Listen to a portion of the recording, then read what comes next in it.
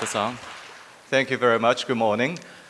First, on behalf of the USC Center on Public Diplomacy, I would like to extend congratulations to all the participants in this global public diplomacy network. What an incredible network and partnership that we are witnessing that's being formed here in Korea. And I also would like to thank the Korean Foundation and congratulate the Korean Foundation for leading this important initiative. So my job this morning is to facilitate, moderate this discussion. We have 4 very distinguished speakers representing several very well-known cultural organizations. So what we'll do is each of them will give a presentation for about 10 to 15 minutes, and then I will ask them a few questions, and then we'll open up to the floor and to hear your questions. How's that sound? Good? Okay, so what I'll do is we will just go in terms of the sequence, the order of presentation, we just go alphabetically by the last name. So our first speaker is Stefan Dreyer, who's the Executive Director of Goethe Institute, Korea. Stefan?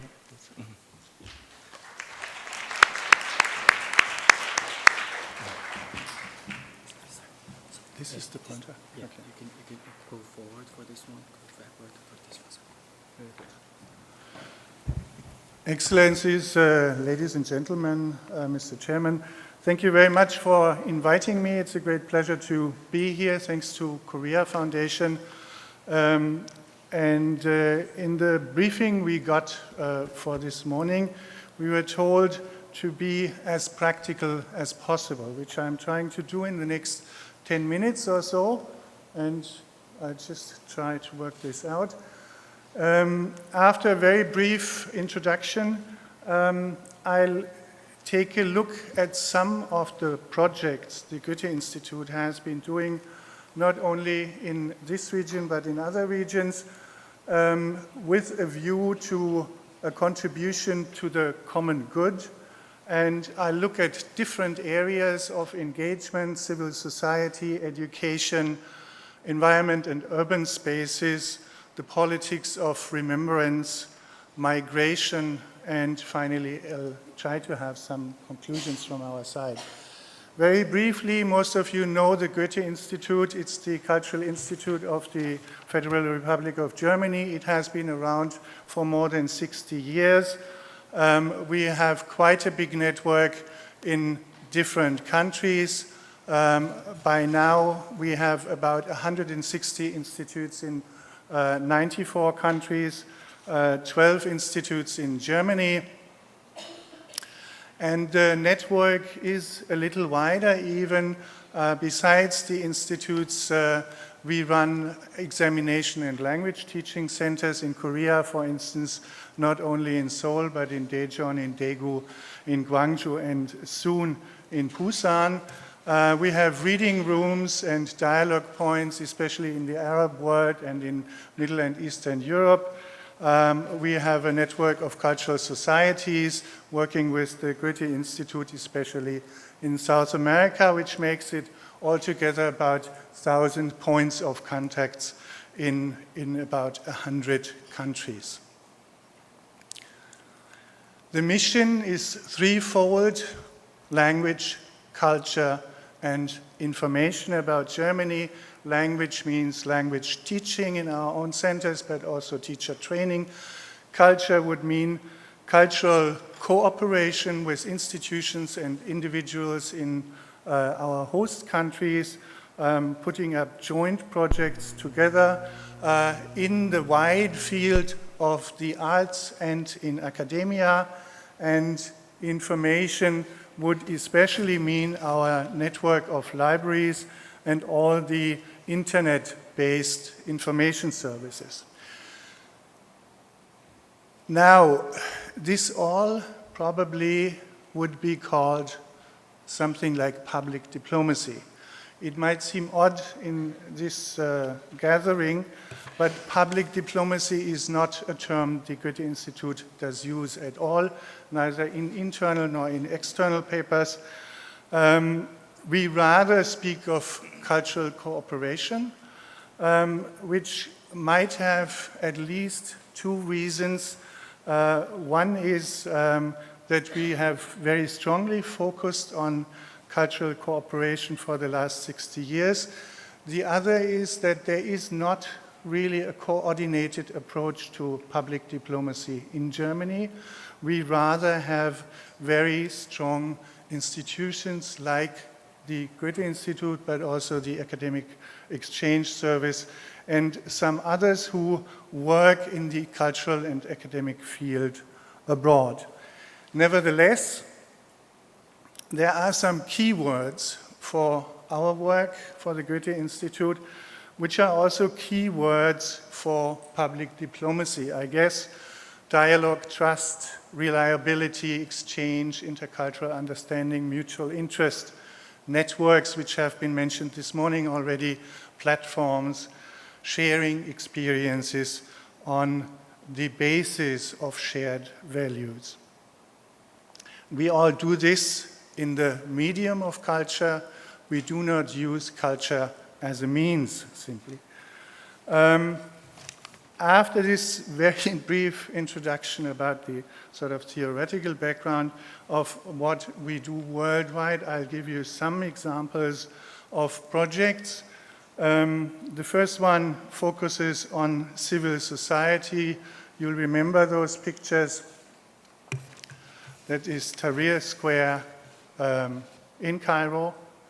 And very close to Tahrir Square, there is a venue of the Goethe Institute, which in April 2011 became the venue for our so-called Tahrir Lounge, which is a project run by the Goethe Institute and the German Embassy in Cairo, focusing on giving a platform to young Egyptians for different formats of meetings and gatherings, for workshops, seminars, for debates and roundtables, but also for concerts and exhibitions. And this Tahrir Lounge aims at creating social and democratic change in the Egyptian community through offering a set of educational activities, especially for young people. It's not run by the Goethe Institute, but it only provides a platform. It's run by young Egyptians and was actually founded by a very young lady who was then 27 years old.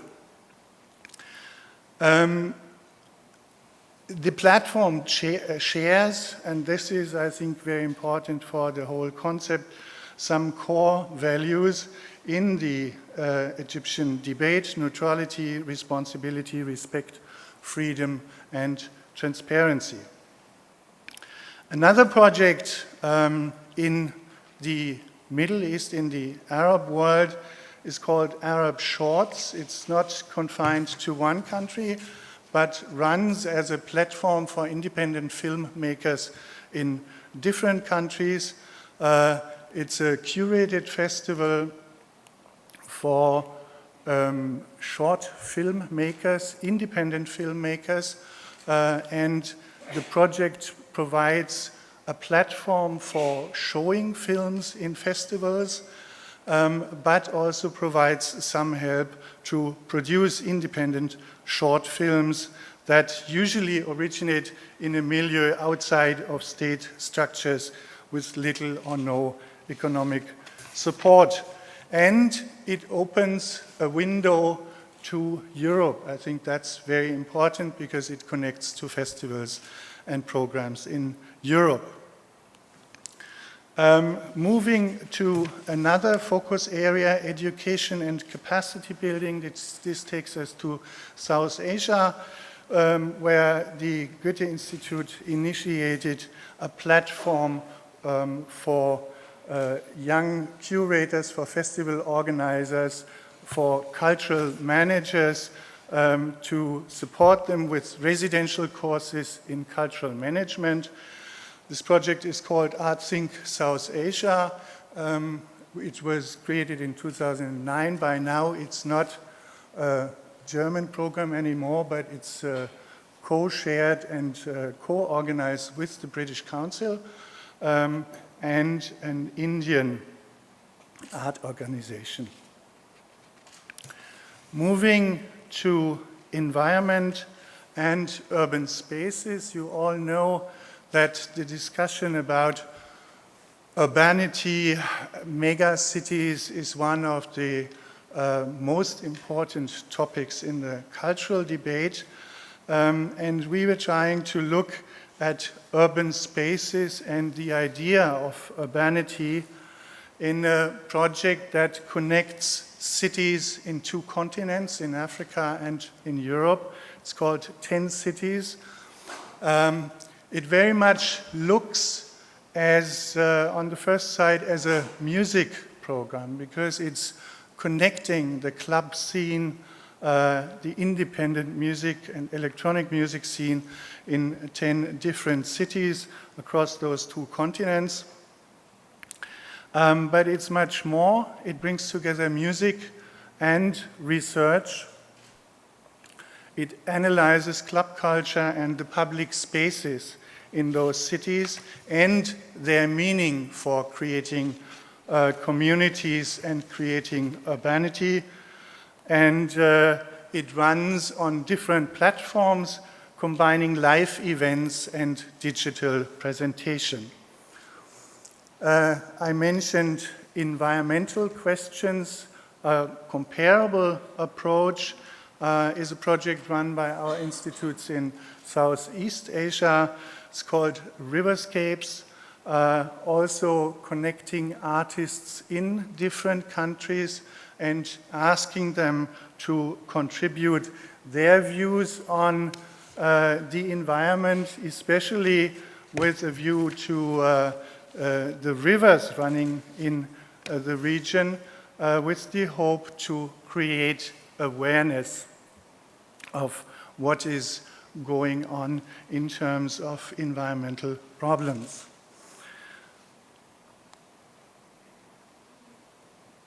The politics of remembrance and the meaning of memories for shaping current identities, I think, is known in many regions.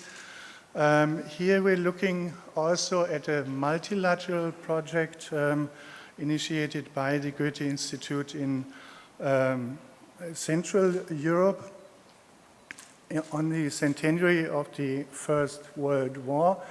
It brings together very different perspectives from different countries on a well-known fact. The First World War and what it did to the continent. And again, the approach is basically an approach in the area of the arts, bringing together perspectives from different countries on a topic that is still very much loaded, as historical topics are often very much loaded, as we also know from this region.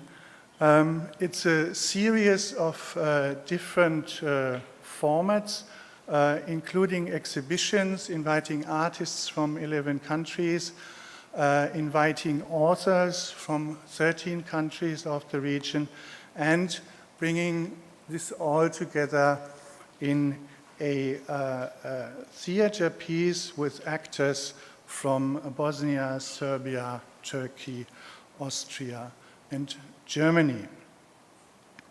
And again, we hope with this project to create debate and exchange. And the last project brings us closer to Korea. I mention this here because migration and questions of multicultural society were suggested as one of possible topics for collaboration. And this is a project we have done here together with Korean partners, which focused on the migration of Korean miners and workers in the 60s to Germany. You see one picture here on the arrival in Köln-Bonn. And this project tried to bring together the historical aspect and the contemporary aspect, looking at the lives of miners and nurses and their biographies and presenting them in an audio slideshow, but also looking at the second generation of Korean Germans with a series of 6 films we produced with Korean Germans working in different fields in Germany and in Korea, and whom we also invited for an international conference looking at the history of the so-called silent migration, but also on the challenges and the issues of possible multicultural societies, both in Germany and in Korea. And wrapping up, I'd probably like to share some of the experiences we made in our own institution in developing programs like I mentioned before. One is the multilateral, well, not versus, but in parallel to the bilateral. The bilateral work in cultural cooperation is the usual format, we all know. We have made the experience that cross-country, cross-regional, and multilateral cooperation can bring in new perspectives and make programs more interesting. Although there always will be programs which strongly need the bilateral perspective, and the last one I mentioned, I think, is a very good example for that. We think it helps to define values and openly also say that one is working on the basis of values, especially if one addresses contested issues, which makes programs quite interesting. We think it's very important to involve the informal sector, invite civil society actors to participate, and to encourage and to enable production within projects. So not only present, but provide platforms and build networks for artistic and academic production. We think it's good to make it contemporary. History is extremely important, but I think the contemporary is what people moves. It makes sense to combine digital and analog formats, the event and the platform and the blog. And we think, at least for our institution, we would say that a middle range time perspective of 3 to 5 years is quite a good idea for complex programs. We strongly, as a cultural institute, believe in the creativity of artists, and therefore we are quite happy within the institution to focus on open processes more than on predefined results. I don't know how much this can bring into a debate on global public diplomacy, but I wanted to share those experiences from our institutions. And I thank you very much for your attention.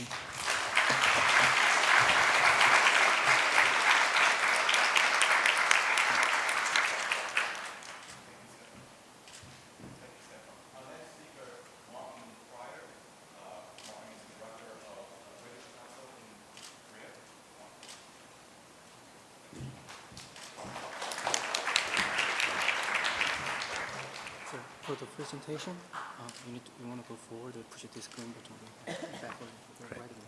Thank you very much. Excellencies, ladies and gentlemen.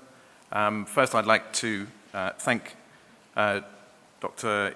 Yoo Hyun-suk, the President of the Korea Foundation, and all his team for inviting me to your inaugural assembly of the Global Public Diplomacy Network, and particularly to congratulate you all, the Korea Foundation, and all of the institutions on this excellent initiative. This morning, following Stefan's very interesting talk about the role of the Goethe, who, of course, as you've already heard, collaborate quite closely with the British Council in certain countries, I want to focus on an area of our work in cultural relations. This is the linking of creative and social entrepreneurs. And I'm going to explain why we've chosen to work in this area, which is in many ways as focused on business and on social development as it is on culture. But before that, I just ought to remind everybody, if you don't know, this is our overall mission. The British Council is a cultural relations organisation. Like the Goethe, we don't tend to use the term public diplomacy, although, of course, we engage in public diplomacy with British embassies around the world. But this is our mission to create international opportunities for the people of the UK and other countries and build trust between them. And we work in 3 areas. Again, this is just a reminder. English, right, like the language referred to by Stefan, in education and society, and in the arts. Now, the arts is a very major area of what we do, and I think most of us will recognize that it's a very powerful tool in cultural relations, in public diplomacy. But as a promotional tool, it alone does not always have that engagement and collaboration. Now, in the arts, this is what we try and do, all right, which is involve the very best talent from Britain and from the international world. We want to increase the audiences for international work in the UK and for UK work globally. And we bring artists together, and there's skills development, as you can see, and policy development.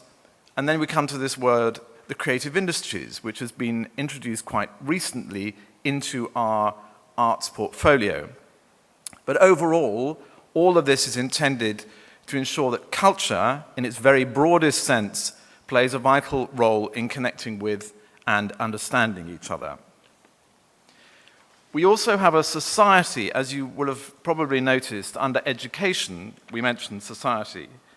Our society work is all about more inclusive, open societies.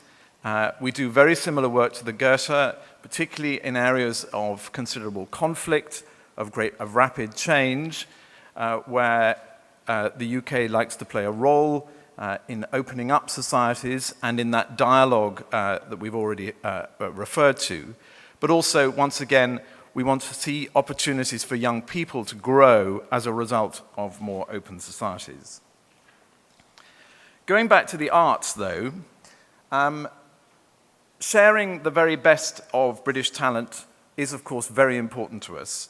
And supporting those who are willing to give new artistic voices the opportunity to perform or exhibit in places where they're not that well known continues to be a valuable part of what we do in the arts. And for example, many British visual artists who are now famous across the world received their very first chance to exhibit outside the UK through British Council support.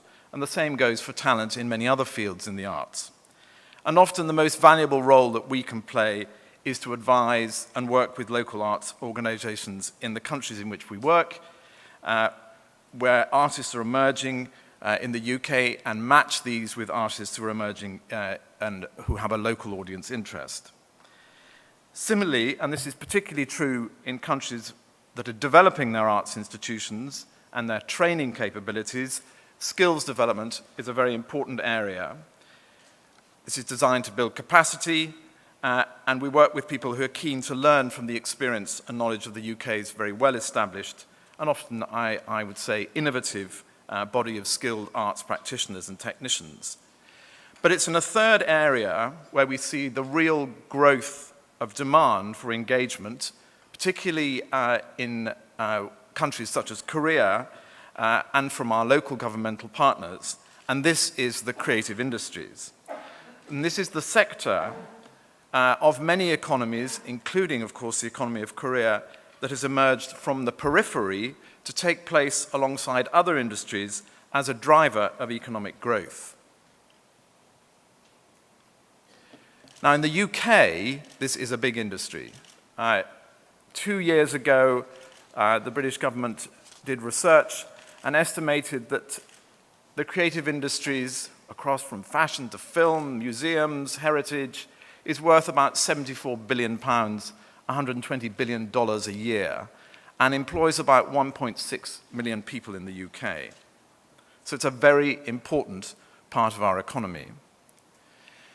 What we do in the British Council is work with those who explore the frontiers between culture, enterprise, and technology.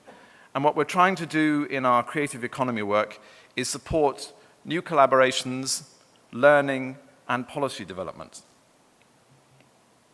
I want to give you an idea of what this means in the UK, because it is a very, it's a used term, creative economy, creative industries, but often it helps to illustrate the sort of organization that we're working with who represent this.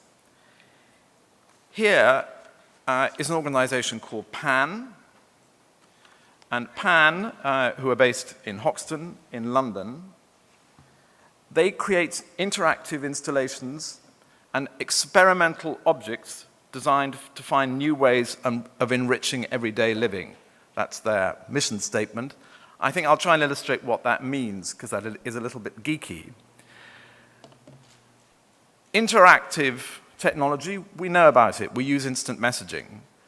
But what they've done is take it to another step. So this is a gentleman standing in a street in Bristol, in the west of England, using his mobile smart device to speak to the mailbox, to the postbox, we call it in the UK.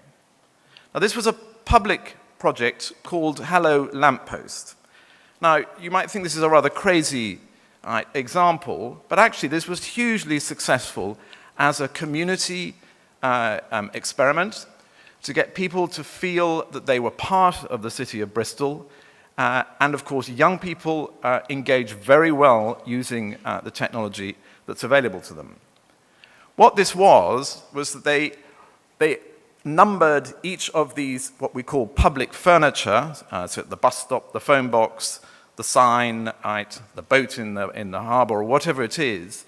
They gave it a number, and you could then tour the city, put the number into your smartphone when you spotted it, and you'd have a conversation, including a conversation about the previous conversation that somebody had had with the phone box, for example, and then you would find out that the person who'd spoken to the phone box had noticed that the lamppost looked like a pictogram or something like this.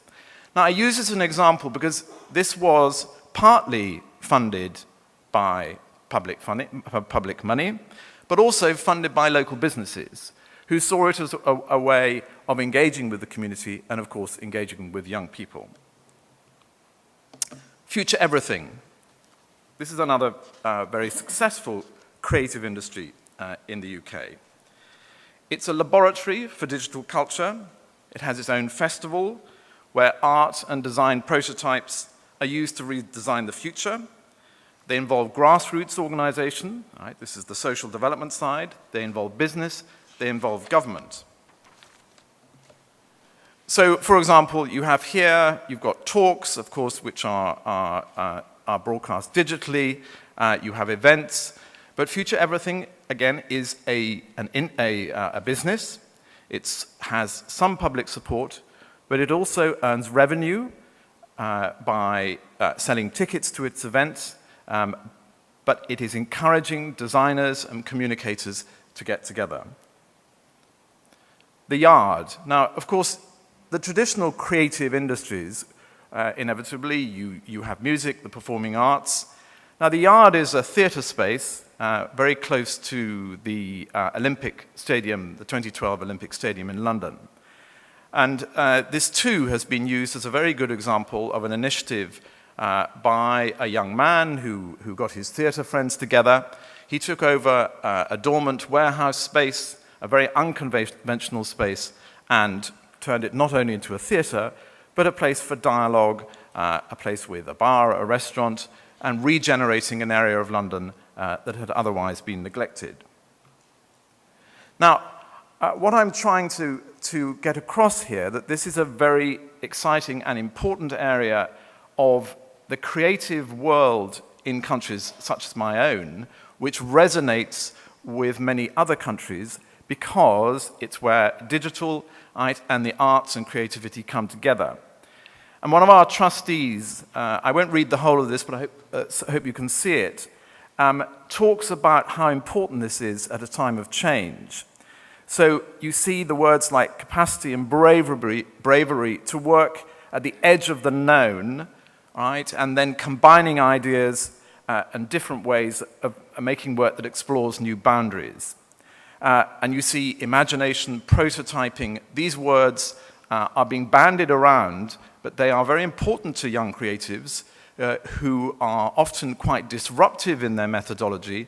But as you can see from some of the examples, they are getting together, they're receiving some public funding, but they're also appealing to the business world because this is such an interesting and innovative area.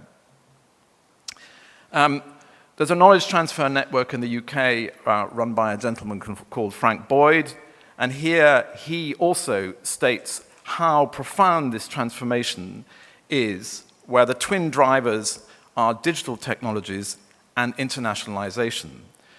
And yes, big global media entertainment businesses with their huge networks drive this change, but smaller enterprises are doing it as well. So here you have mention of the craft enterprises, the designer fashion houses, theatre companies, innovating, rethinking the way they do things. And I think this sentence is a very powerful one. This business in the 21st century will only thrive and grow through embracing these changes and being constantly open to new ideas. I'd like to end with an example which we're about to do with the Korea Foundation, UK Korea Catalyst 2014, where we will bring organizations, not the ones I've mentioned, there are many more, to Korea at the invitation of the Korea Foundation to be introduced to many of the organizations that are working in very similar ways in Korea. In 30 years of working for the British Council, have seen a quite astonishing change from a traditional way of promoting the UK through its cultural assets to one where it's a much more fluid dialogue, particularly in areas such as the creative industries and the creative economy. The word disruptive often comes up when you talk about this industry. I'd like to use this as an example. This is from one of the organizations who organize a justice network. It is not a protest against anything in particular. This was a way of promoting their Justice for All network, which was something that came out of one of their initiatives. But I think it's to remind us that that disruptive element that comes from very creative individuals whom often have an arts background or a humanities background, coming together on a serious issue is a way of generating change. So thank you very much indeed. I know I've focused particularly on one area, but I thought it would be useful, because many of you will know our work, to illustrate something that we're doing across the world and in particularly in Korea. And I look forward to receiving any questions later on. Thank you. Thank you, Martin Frey. Our next speaker, Kojima Hiroyuki, Director of Japan Foundation in Korea. For the presentation, you want to go forward? Excellency, ladies and gentlemen, good morning. It is my great pleasure to have a chance to make a presentation here at this meaningful forum. And I also would like to congratulate Dr. Yu, President Yu Hyun-suk, and his team for the establishment of this PD network. Well, today's theme for this roundtable is public diplomacy for contributing for global community. So I rewording this overall topic in these two questions. One is the public diplomacy. Is it national advocacy, or it can be work for the regional common good? Or how does the public diplomacy contribute to create mutual beneficial environment for better bilateral relationship? Well, I think this agenda is quite suitable for all of us to discuss. I personally worked in Beijing, China, from year 2006 until 2010, and I started working here in Korea year 2012. So I pretty much engaged in the exchange program in this region and pretty much concerned about the Japan, China, Korea trilateral relationship. It was as addressed in the paper on your hand that PD, the public diplomacy, sometimes turns to the pursuit of the national interest. And this tendency, I think, is this tendency easily happens, particularly in this part of the world, in Japan, China, Korea, these three trilateral relationship. And I'm always thinking, when I organize and hold programs in this region, these two questions always stick to my mind. So how, I believe that the PD, public diplomacy, could and should play a greater role, more substantial role to improve and consolidate our trilateral relationship. Of course, this problem not only limited on this region, this could be for the global issue or all over the world, but I personally feel that PD, this question is quite relevant to implement programs in this region and for us, the Japan Foundation. And so PD has quite often used word these days. When I joined the Japan Foundation 20 years ago, we have never used this word. Yeah, so historically speaking, the PD, this word was coined in 1965.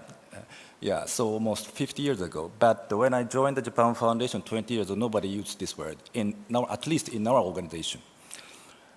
But now that we often say that Japan Foundation is one of the implementing bodies of the public diplomacy in Japan. Yeah, so sometimes it's easy to understand what we are doing. But PD still has a very ambiguous concept, and it could mean many things. So on one side, it could almost a synonym for the one-way, policy advocacy, diplomatic policy advocacy to other countries, or one-way introduction. But on the other hand, on the other side, that PD could mean, more neutral, two-way exchange program. So for us, the Japan Foundation was established in,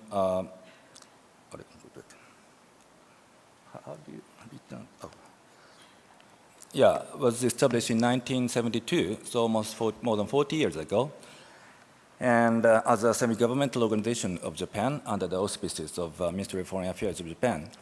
So for us, the Japan Foundation, I think, we have been conducting so-called new public diplomacy for the past 40 years, I think.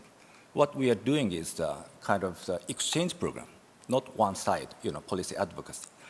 So, yes, so I understand that now that, new public diplomacy concept is advocated these days, but for us, for me, that this concept is quite, it's been here for a long time. Yeah. So today, I just would like to introduce some recent development of the Japan Foundation in line with this today's Roundtable's theme. And the Japan Foundation, as with almost similar with the Goethe or British Council, we have three pillars of our activities. One is art and cultural exchange, and the second is language education. The third is more like academic type exchange, what we call Japanese studies and intellectual exchange. So in each field that as Japanese cultural institutions, we conduct, or one of the roles of our organization is to introduce Japanese culture and idea to other countries. Yeah, we are doing this kind of, this style, project. But at the same time, yeah, we are supporting international collaboration and initiatives to tackle so-called global or regional issues. So today, I just would like to briefly introduce the latter category of our activities. So naturally, with regards to implementing particularly the latter category of the programs, yeah, the characteristic of the program could be explained interactive, collaborative exchange. And we are focusing on supporting initiatives to tackle global challenges. And there are, so I stated below, there's several examples of our focused areas. Yeah, I'm not saying that we are only concentrating on these three areas. These are some examples that we are doing recently. So one is peace building. The second is disaster recovery. The third is regional collaboration, particularly in this region. So the peace building is a very broad idea, broad concept. And then, of course, in order to create peace in the conflict area, so immediate, need is to, for example, disarmament or negotiation among the related parties. But I think, there are some certain areas that culture can play to ease the tension and create peace for long-term basis.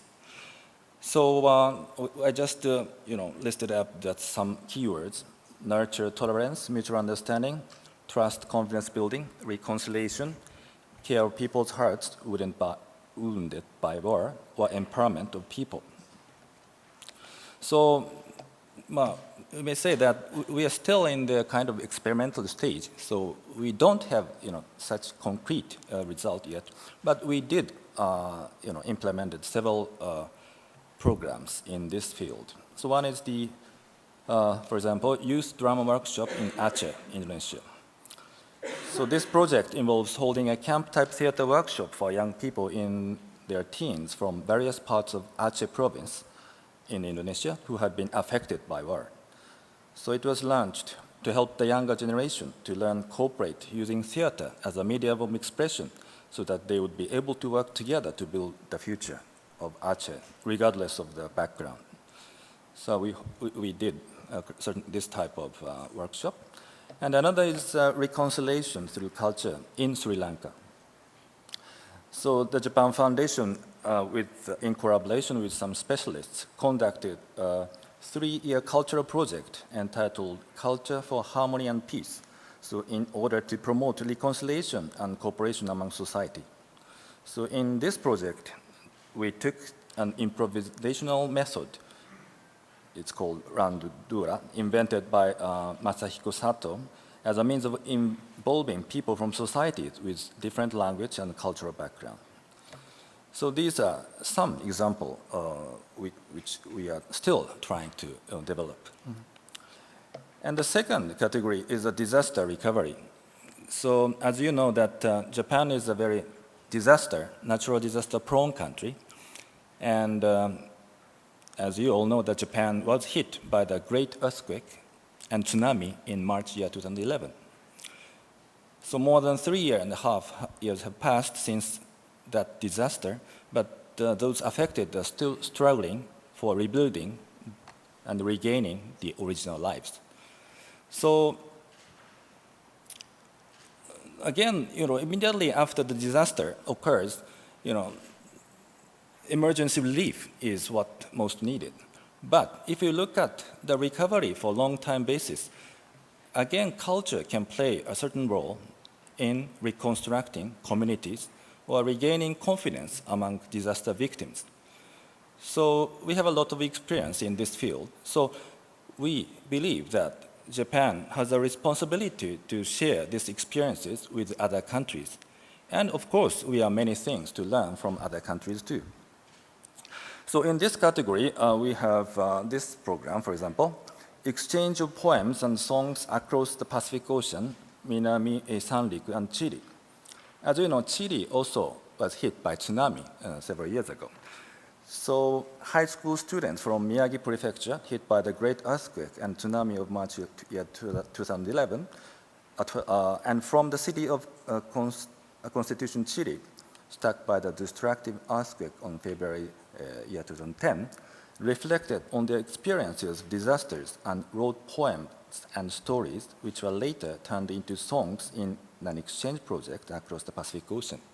So this is a kind of exchange project between the victims of natural disaster. So they can share some experience or some feelings so that they can, it will be useful for them to regain their original lives or reconstruction. And thirdly, and lastly, the Japan Foundation is put very much focus on regional collaboration, and particularly Japan, China, Korea, these three-country collaboration. For example, last year, the Japan Foundation and Aomori Museum of Art co-organized a trilateral collaborative performing art production, inviting Korean and Chinese artists. And this music drama traveled around all three countries and well appreciated by local peoples there. And also, we are organizing this Japan-China-Korea Future Leaders Forum. This is co-organized by Korea Foundation and All China Federation in China. And we invite several young politician, journalists, or NPO leaders from each country. And then they'll form a group and they tour around three countries for the duration of 10 days or so. So during this tour, they discuss many things and they observe many situations in each country. And their network really strengthened.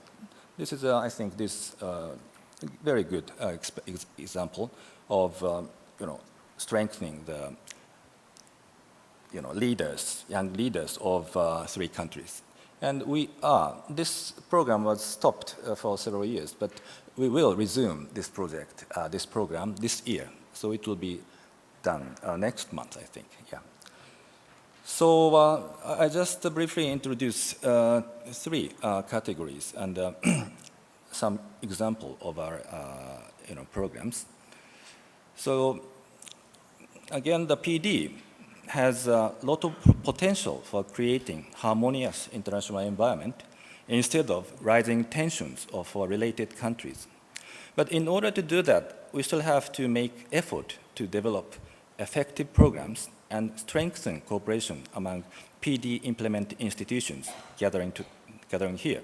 So in this regard, I really appreciate this precious initiative taken by the Korea Foundation to establish global PD network. I really welcome all the comments from my fellow participants and floor for my presentation, and really looking forward to discussing various issues with fellow participants today. Yeah, thank you very much.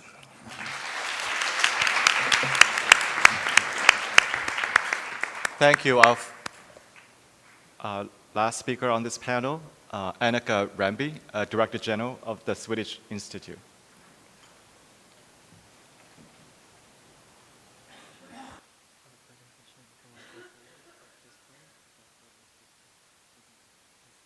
Thank you very much. Well, Excellencies, colleagues, friends within this area of public diplomacy, it's really a true pleasure to be here today, and both as representing the, one of the organizations, the Swedish Institute, which, like many of you, have the same sort of goals and targets and ambitions and visions, but also representing the European Network for Cultural, National Cultural Institutes, UNIC, which I will describe a little more because I think some of the experiences from our network could be worthwhile sharing with you. I would, of course, also like to extend my great thanks to the Korea Foundation for inviting us, for setting up this possibility for us to share views and learn from each other.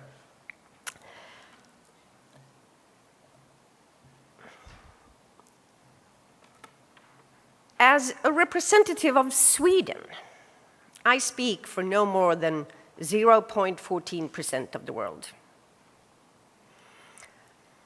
We're talking about, you could say, a small country, but I hope middle-sized in international context, and I would prefer not even using middle-sized powers, which has been used now and then, but I think we're all like-minded in this context.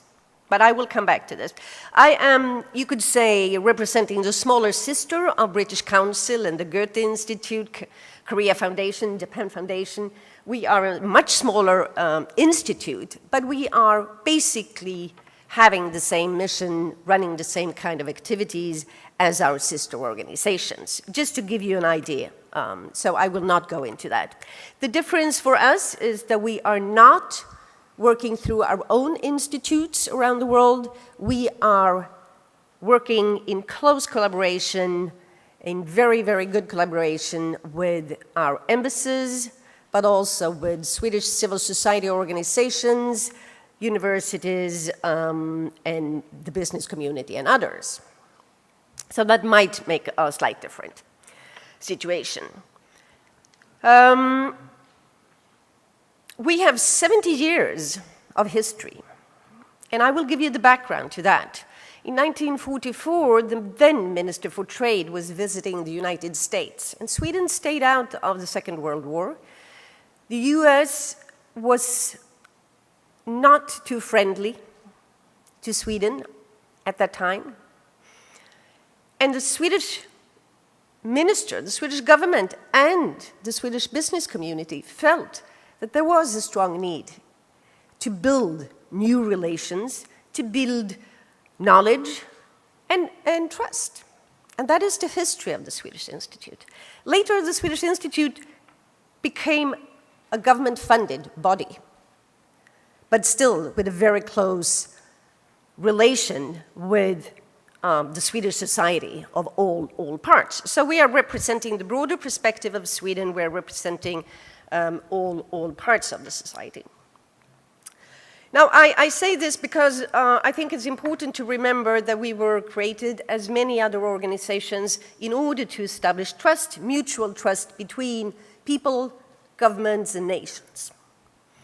However, we have all been part of the journey, I think, from information, communication, to what has been called nation branding.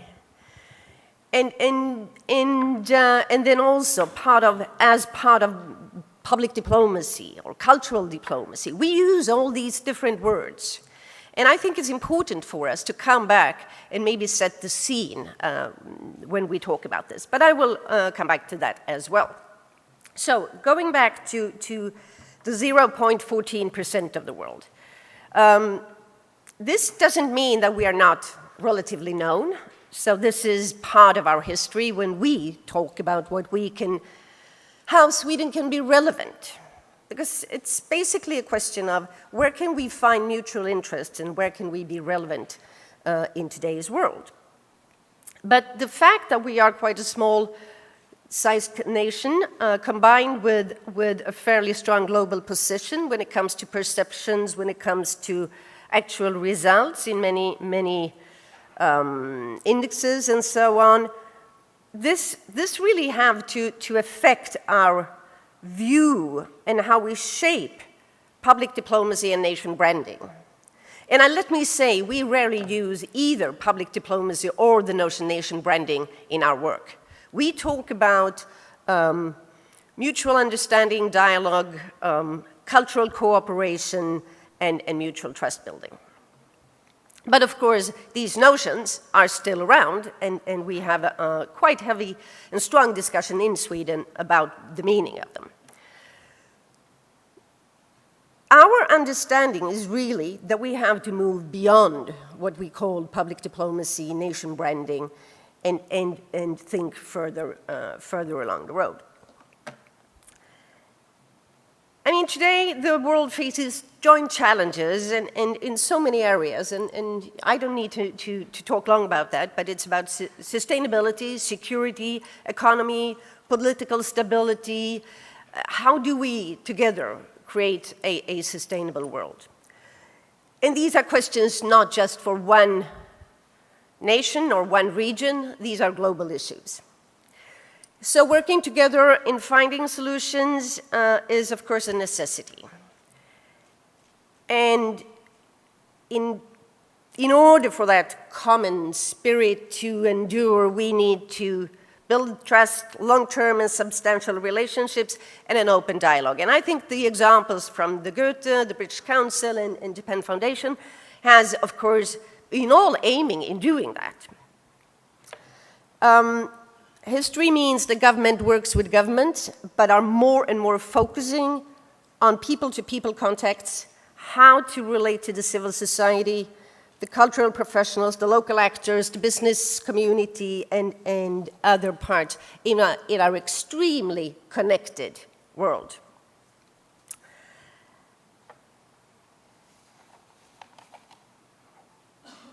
And I think keywords here have been mentioned: listening, dialogue, mutuality, and reciprocity. It's not a one-way.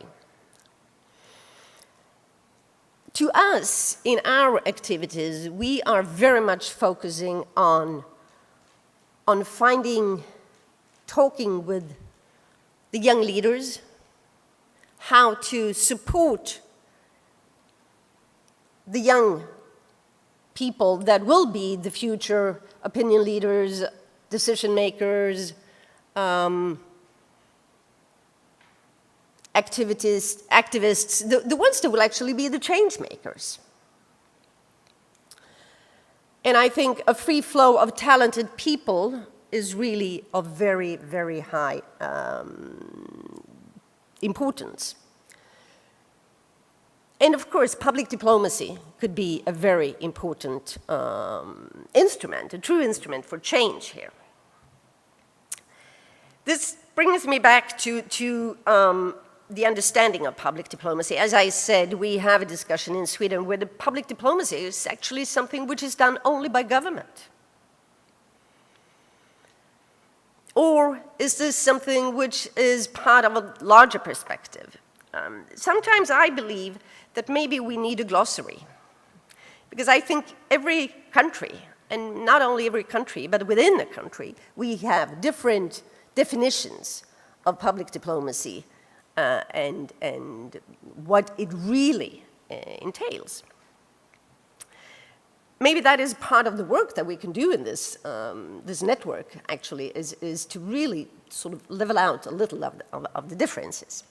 Now, this is, on the other hand, has been an ongoing discussion within research and academia for the last 15 years. So we can, as practitioners, go on, do what we are doing, regardless of how we actually define these expressions. So we all have agreed that we are moving on in new ways of building relationships and collaboration. Exchange programs, foreign aid, and stipends aiming at individuals and groups can be added to more the traditional approaches. So we all have these many different tools. And again, I think it's important to state that public diplomacy or cultural cooperation moves far beyond nation branding. And it gives us the possibility to reflect on other in other areas. I leave these pictures to really go into what we have seen from the European perspective. Not very long ago, culture and cultural cooperation was not on the agenda for the European collaboration. It was rather considered to be a national matter. However, I would say that over the last couple of years, the value of culture in its broader perspective, in its broader context, has been recognized as an extremely valuable component of European external relation policy. That is to mean how the European Union can interact with other parts of the world. And there is today a strong proven demand for cultural relations with Europe, not only with individual countries, but with Europe. And I bring this as an example to show that how can then European cultural institutes, national cultural institutes, which are present in most places. We have 90 clusters of national institutes gathered together. For instance, maybe not here in Seoul, I have to admit. We are waiting to see why.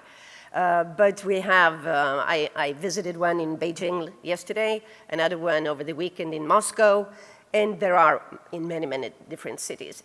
Normally, these clusters are working together on European film days, European poetry days, but they're representing their own countries, lining up different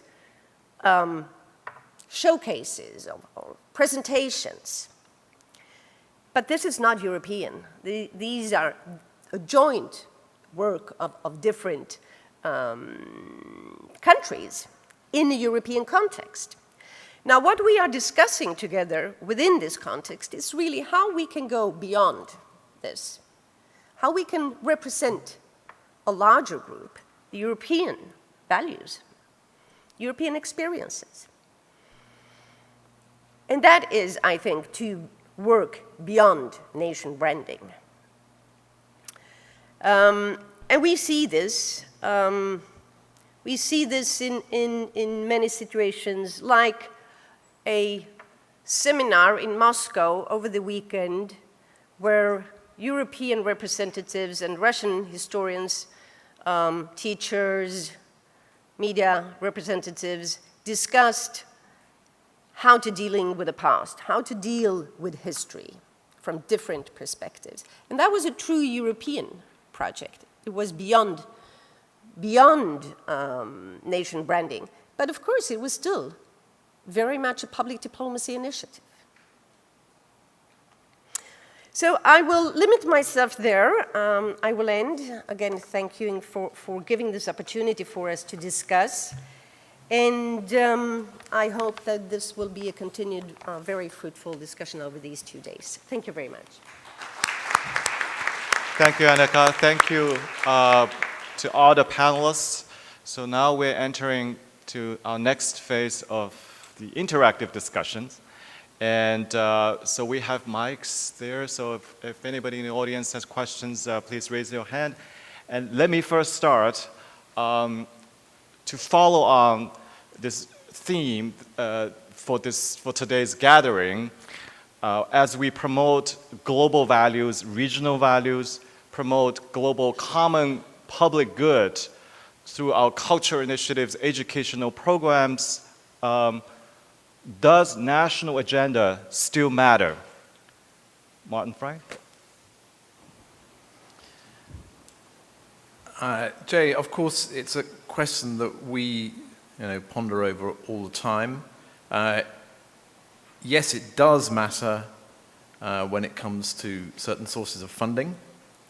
I think we have to be absolutely clear that organizations such as the British Council still are partly dependent on government funds, and there will be a government agenda, and that's expected, and it's part of a debate that's going on right now, because we've been reviewed as we get reviewed every 10 years.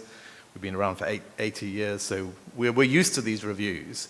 And we are reminded by the lawmakers that when it comes to the public funding, there must be a national interest when it comes to the use of that public funding. But we have successfully argued that that national interest is greatly enhanced by something that is now described as a more common good or a regional approach. And I see no reason why that argument won't be won yet again. I think the reality is, and I recall my colleague Stefan discussing this at a previous occasion, that this debate will always be there, because cultural relations organizations, by their very nature, are attached to a country. There isn't an international one, unless you call UNESCO one, which I think is a bit arguable whether it really is. And therefore, this debate will go on because we need sources of funding. I think the trick in all of this is gatherings like this, where we do come to some kind of common understanding as to what a common good is. Stefan, you want to add to this? I think I very much agree to what Martin said. We are all representatives of national cultural institutes. The Goethe Institute is the institute of the Federal Republic of Germany. From UK, our colleague is from Japan.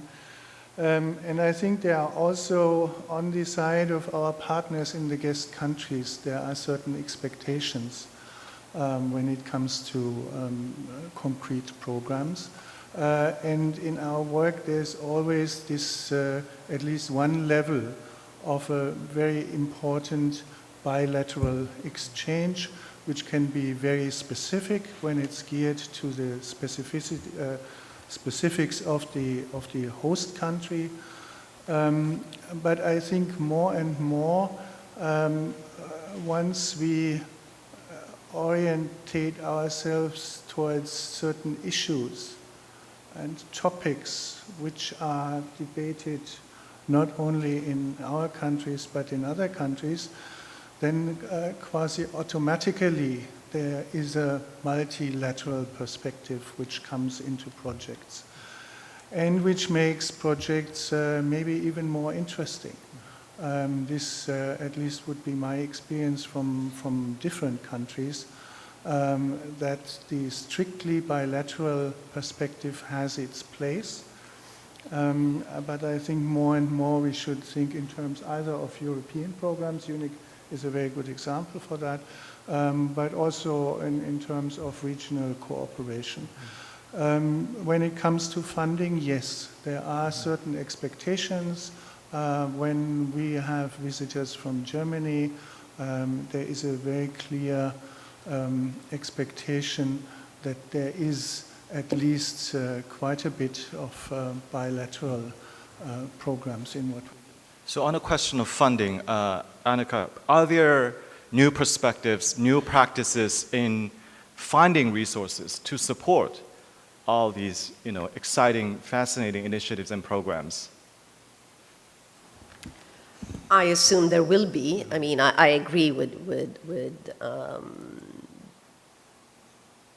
my colleagues, and today, yes, national perspective is there. It has to be, and the funding is there.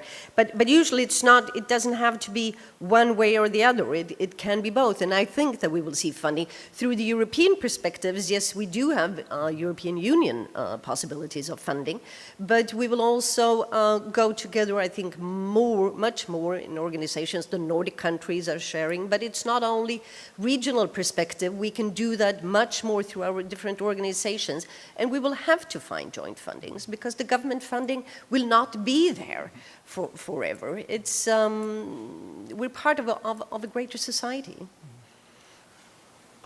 Hiroyuki? this one. Yeah, so the public diplomacy is still the part of diplomacy, and the Japan Foundation also the public organization. So, yeah, we cannot, of course, disregard totally the national interest of Japan. But the question is, what is the national interest? And then you can differentiate the short-term, narrow national interest and broad, long-term national interest. And I think the PD is served for nurture, or the serve for the long-term, broad sense, the national interest in broad sense. And at the same time, PD is not always a kind of zero-sum game. If one country increase the budget of PD, and or if two countries compete each other, and one country win, well, we may be able to create, win-win situation in the field of PD realm. Yeah, that's what we are pursuing at the moment. Yeah. Thank you. Questions from the floor? Yes, please.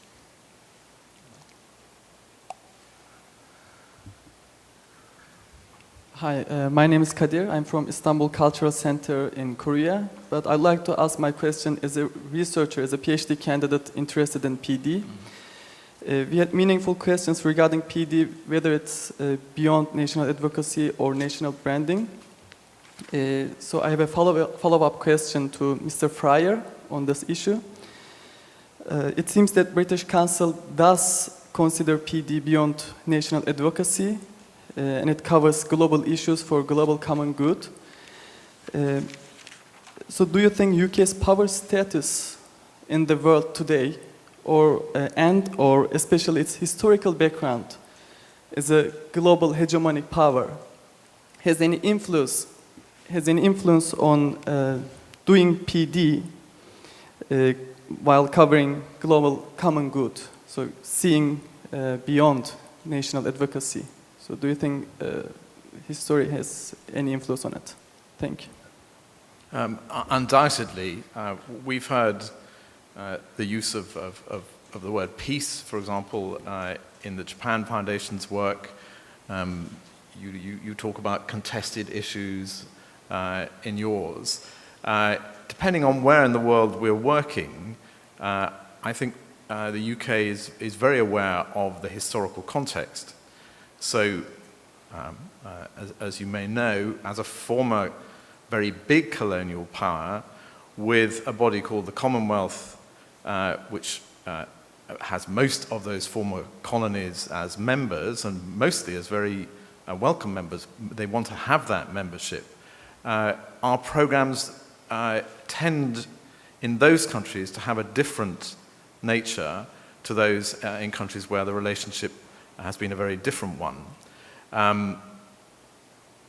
Education is very important in this category, because the British education system, of course, has been very influential in a number of countries, not particularly in this part of the world, but of course in Africa, for example, very, very powerful. And we have to be very sensitive to that, because nationalist tendencies will often, of course, result in an overturning of a system, which can be, of course, detrimental to the UK's interest. So I'd say that, as an organization, we're acutely aware of it. Our intellectuals from education institutions, particularly from higher education institutions, want to engage in a dialogue about these things, even all these decades after independence has come to most of those countries.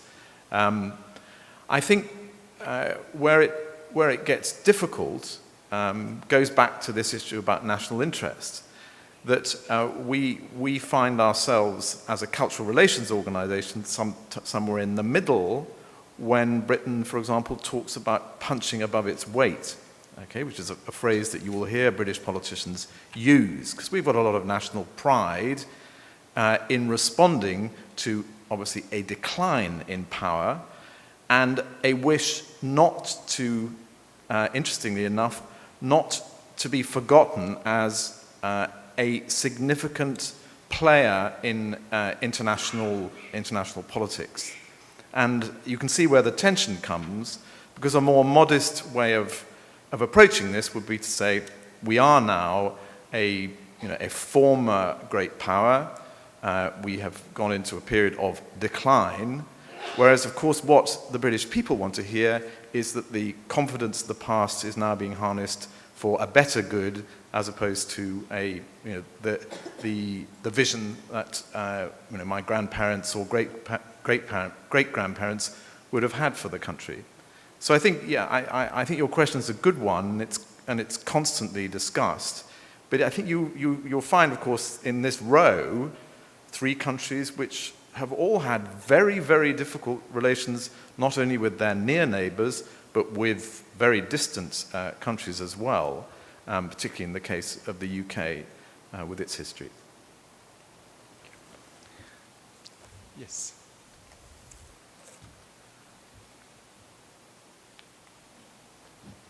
Yeah, I'm from the Korea Times, and my question is about the feasibility of the public diplomacy partnership. So while listening to presentations from 4 different heads of cultural institutions, I learned that the definition of public diplomacy is very different among countries. Then my question is, how cooperation among countries that have very different definitions about public diplomacy can work closely together. I'm asking this because some countries here, for example, here in South Korea, we are trying to, use the term. We are using the term like this, public diplomacy, as a main tool to achieve our national interests in foreign countries. But some countries like Germany, Dr. Dreyer said that Germany doesn't consider culture as a tool to achieve national interests. So my question is, is it really possible for countries that have very different definitions about public diplomacy can really work closely together to achieve what you call the global common good? Okay, anyone? Annika, yeah, please. I think the main important thing here is really, what do we want to achieve together? It's not how we define it. And I think you said earlier, what is the long-term national interest? The long-term national interest could very well be something which is far beyond what's going on in your own country. Because what's going on in other parts of the world might be even more important for your national interest in the long run, because we are so interconnected. So I think the fact that we use the term public diplomacy in completely different ways, or we don't even use it, does not affect the fact that when we sit down, find great understanding in what we really want to do in other areas, in other parts of the world, or in specific sectors. It really has but it's important to define our objectives and what we want to achieve together. Yeah, Stefan joined, yes. Well, I think it's definitely possible to work together, even if one does not agree on the definition or the academic definition of public diplomacy, or even if it's interpreted in different ways in the country. I think it might be important to have a certain idea about what kind of national interest the institutions or the partners bring into the partnership. But one part of national interest could be to establish oneself as a good partner for others, which then, would imply working together and would probably less imply simply projecting an image of the own country. And I think if one, in a certain situation, comes to a point where one can break the cooperation down to concrete projects based on shared values, then it becomes more easy, because then also institutions on the operative basis can be involved.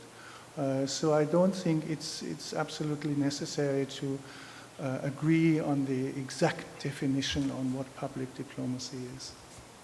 But that's our job in academia, that we can debate. Okay, any other? Yeah, please.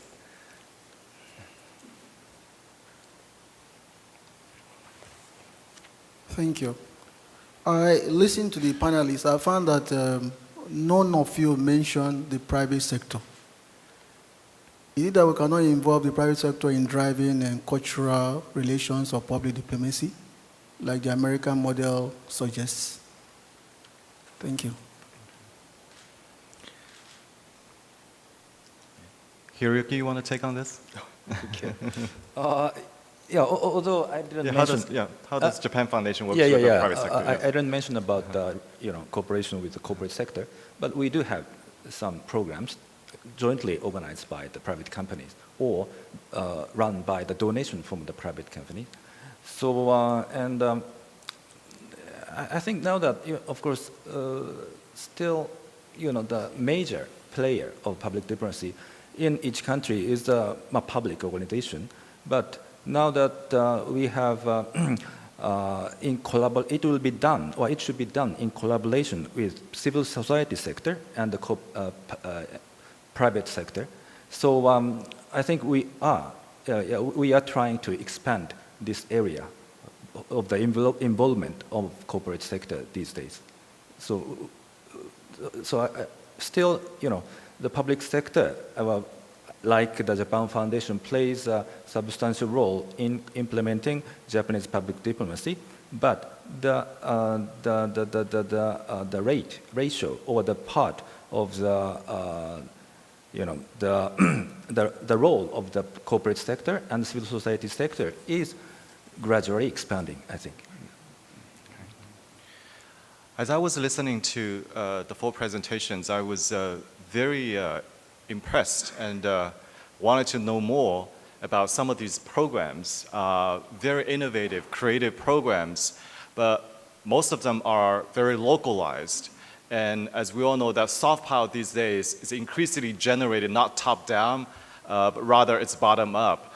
And but the question is, how do we scale up these very localized bottom up efforts so that we can achieve a much broader impact? I wanted to hear, if panelists, if you have any thoughts, especially in this age, as one of you mentioned that the 2 drivers, internationalization and digital media.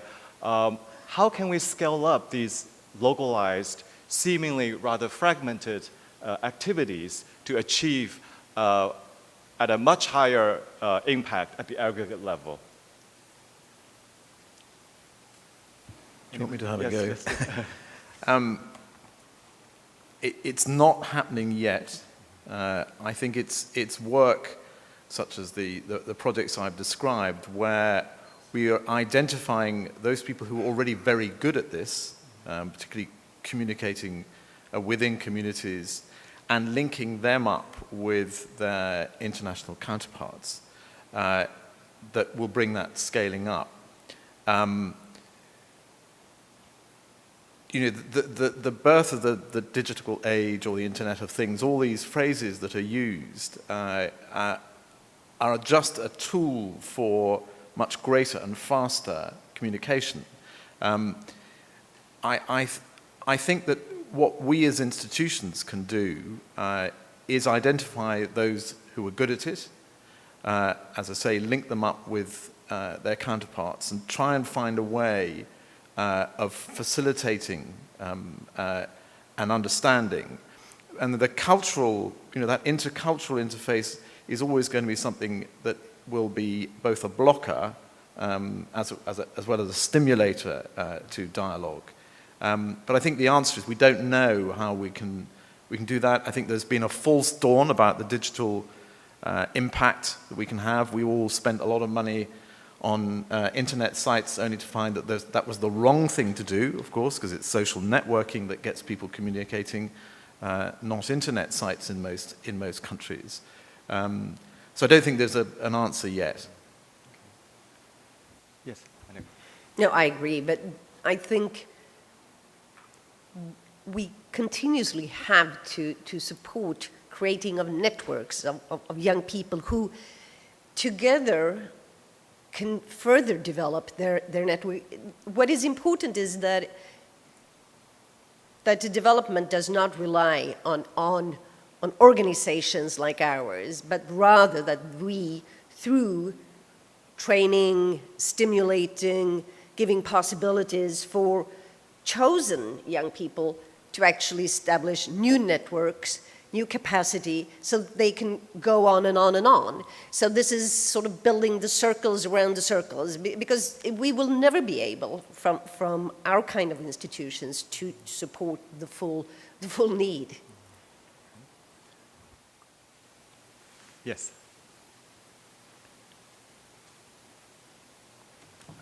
Thank you. Caitlin Byrne from the Australian Institute of International Affairs. It was great to hear from all of you. The question, I guess, that I have comes from Jay's question as well, and it's a question of evaluation and the real challenge that evaluating projects, not just in dollar terms or quantitative terms, but in their actual impact in mutual understanding or building trust. And I wondered if you could respond and maybe provide your insights on how you deal with that challenge of evaluation. Yes. Well, I guess evaluation is a big topic in all of our institutions.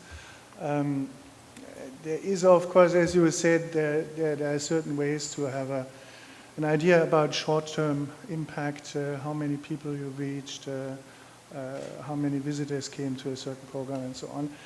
It is much more difficult to get qualitative data because I think the kinds of programs all our institutions do are counting on a very long-term effect, which can actually be measured maybe only 3, 5, 10, 15 years later.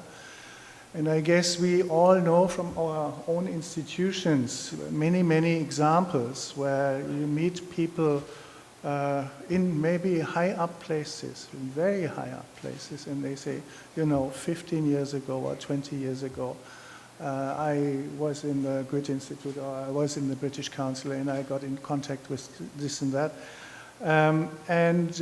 This contact and this experience changed my career and changed my life and changed my perception of the world. Now, it's extremely difficult to find tools to get an idea about this long-term effect of cultural cooperation or public diplomacy. We are working on some instruments, but I would have to say also for the Goethe Institute, we can't really define the right instrument yet. But it's necessary to work on it. Others have thoughts on evaluation. How do you capture, all these activities and then to make a case, basically, for funding more of these programs? Yeah. No, it is very difficult. Stefan's quite right, but you have to try. For individual projects and programs, there are quantitative and qualitative measures that you can use. What we find most fascinating is the long term, and we have done a series of surveys called Through Others' Eyes, which is about perceptions of the UK. And you can find these on our britishcouncil.org website. And we've chosen certain countries, such as China, such as Turkey, usually large, major countries with whom we may not have had particularly good relations, and tried to measure the change. The difficulty, of course, is attributing that to the work of the British Council, because there will be many other players. Because representing us in cultural relations are everything from universities to examination bodies to arts institutions in their own right, and of course a very small, covered by the media incident, right, can change perceptions quite quickly. There is, it's very interesting because if you look at post 2012, the Olympics. The sum of the work that was done by us and by the British government in changes in perception really do demonstrate a change from 5 years ago to after the 2012 Olympics, which is used, of course, as an argument for the huge investment that you might have to put into an event like that, which, of course, turn out to be a very successful piece of public diplomacy, as well as a global gathering of sports people.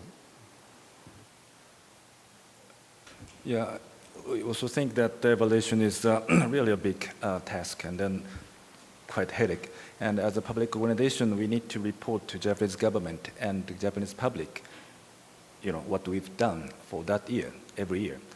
But it's really difficult to, get the tangible effort, result within this year, within that year. But we still try to do that quantitatively, and the combination of qualitative survey. And so so maybe, yeah, of course, we cannot disregard the quantitative the evaluation, but particularly in the field of public diplomacy, we should somehow rely to the narrative, qualitative evaluation. So we are collecting the best practice and episodes of that year from all over the world and put it in the, the report to show how we have done this year. And at the same time, we also think that long-term evaluation is quite important in the field of public diplomacy. So we are trying to trace all the personal networks for the past many years, so that we can get the long-term result to show all the related persons. Yeah, that's all. Okay. I know there are some students in the audience, right? We would like to have a question from the students. I mean, we're talking about networking for the future of public diplomacy, and this is your public diplomacy. Any questions? Yes.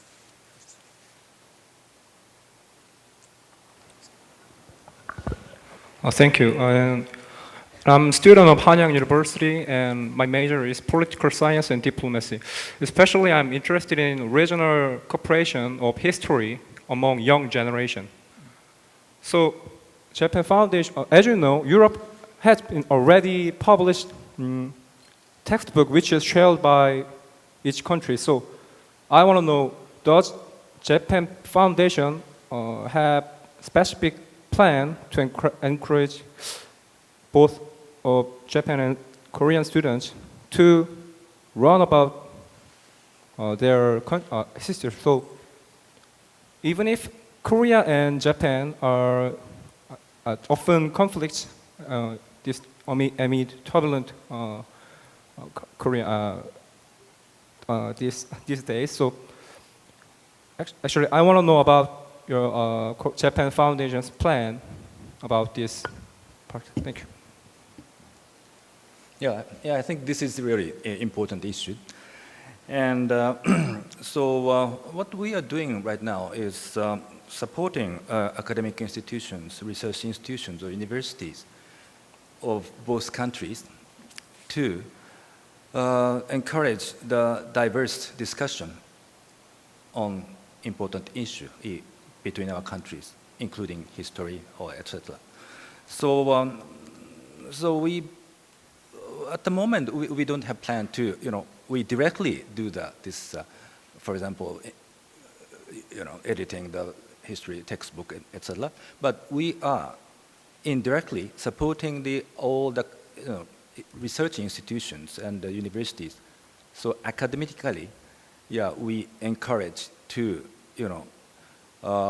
do the more broad and diverse discussion.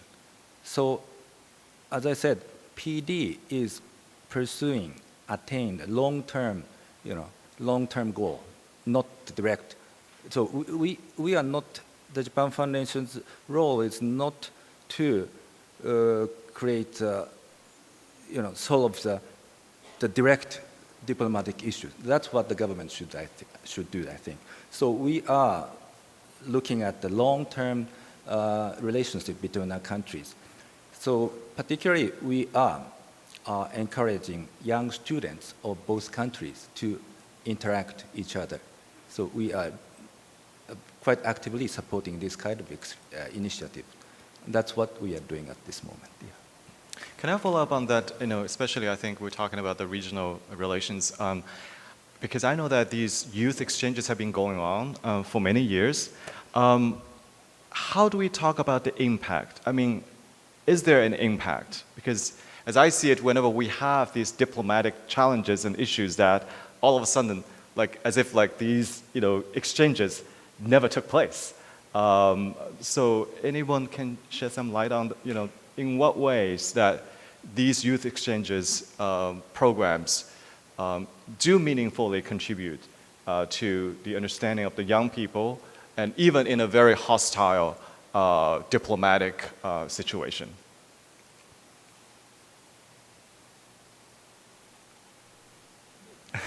Anyone? Yes, Annika. Me? Oh? Yeah, sure, anyone, let's begin. I cannot talk about the region, but I think there is absolutely no other way than continue to strengthen the youth exchange, all different ways of letting young people know other young people from other nations, other cultures, other religions, other thinkings. And you can do that through so many different ways: language education, youth exchanges, scholarship programs, research programs, all along the scale. But yes, we have to continue, because once you've started to know each other, you actually lose part of your heart, part of what you can feel for the future. Stefan, you want to add too? Well, I can't, of course, judge for the region, but I think that there would be some experiences in Europe, obviously, when it comes to the neighbors in Europe, France and Germany, Poland and Germany. And I think youth exchanges have played an enormous role for coming to terms with a very difficult past. And they do still play an enormous role. There are many, many other instruments, I think, which can be used, but I think the exchange of young people is one of the most valuable instruments in public diplomacy that there is. Okay. Any other questions? Yes. Hello, my name is Haya from Korea University, and I would like to have a question on Mr. Dreyer from Goethe Institute. I'm currently learning German, so I have a lot of interest in Goethe Institute. So how do you perspect the relationship between Korea and Germany, especially concerning public diplomacy? Well, I think, very good that you learned German, and I'm extremely happy about that, of course.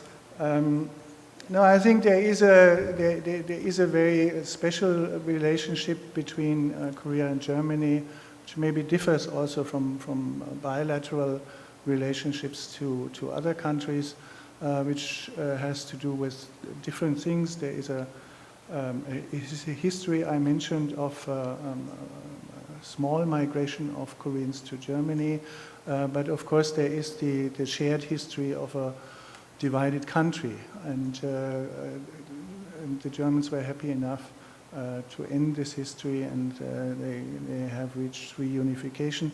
But I think all questions regarding a possible reunification in Korea are, of course, in a very special way, questions which are also discussed with German friends.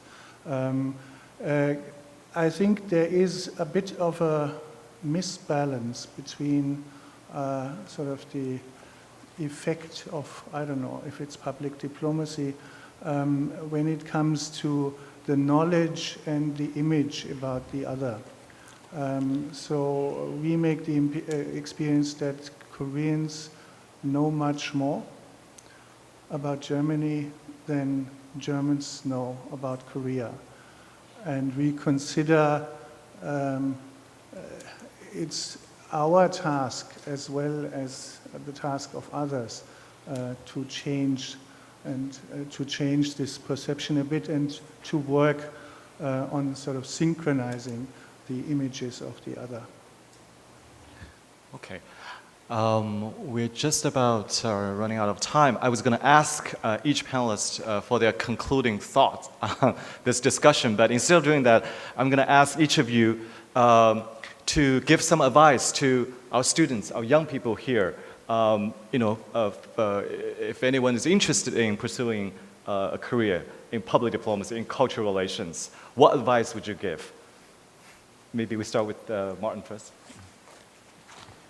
Well, I mean, the latter part of your question, advice on a career in public diplomacy, none of our organizations are that large. I think you can be a successful international player by having an international perspective. So learning a language other than English, right? Because of course, and we recognize that English is popular because it gives all sorts of access, not to the UK, but to the rest of the world for Koreans. But going beyond that and learning a second or a third language is one way of giving you the opportunity later on to engage with another culture at a much deeper level in whatever profession you follow. And I think I say this from the heart because I think one of the failures of the British education system has been not to encourage second language learning because we are fortunate in having a language that makes it fairly easy for us to travel because a lot of people speak it. But of course, the in-depth understanding of another culture will only come if you can access it through its language. So in whatever profession you do, my advice would be, learn from our mistake and make sure you don't just learn English, but learn another language as well. All right. Kojima, Hiroyuki? Yeah. So as I said, that PD is a very interesting area and it has a lot of potential to contribute to create a better harmonious world. So I hope that more and more, young Korean students are interested in this field, and maybe, you can put Korea Foundation as one of your options for the future career. So, yeah, that's all. Stefan, what advice would you have? Well, learn languages, make first-hand experiences, and I think a career in any public diplomacy organization is extremely rewarding because you're learning a lot, not only about foreign countries, but about your own culture and your own individuality. So it's really worthwhile pursuing that path. Annika, you have the final word. Well, along the same lines, I think we have to understand that public diplomacy and the work within that is, you could say, three dimensions. One is to understand what others think about you, their expectations and how they perceive your relevance. You have to understand the same thing about others, and remembering that these perceptions are always lagging unless you really go and have your first-hand and in-depth knowledge. Thirdly, you have to really investigate yourself. You have to understand all three areas in order to work well in this area. But when that is said, I think it's one of the most exciting areas you could go into, and good luck. With that, thank you so much. Panelists, please join me in thanking our distinguished panelists. Thank you. So this concludes our discussion. Yeah. Thank you very much, Dr. Wang and all other panelists, for your sharing your thoughts and insights with the audience. And it was also my pleasure and honor to have you all here and have an opportunity to keep up with the latest trends and newest ideas in the area of public diplomacy throughout the world. And I believe the audience may feel the same with me. So with that, the morning session has come to an end, and we will move to the banquet room just next door for the official welcome luncheon hosted by the Korea Foundation. All delegates and guests and audience members who have signed up with the Korea Foundation in advance will move together to the next room. Thank you.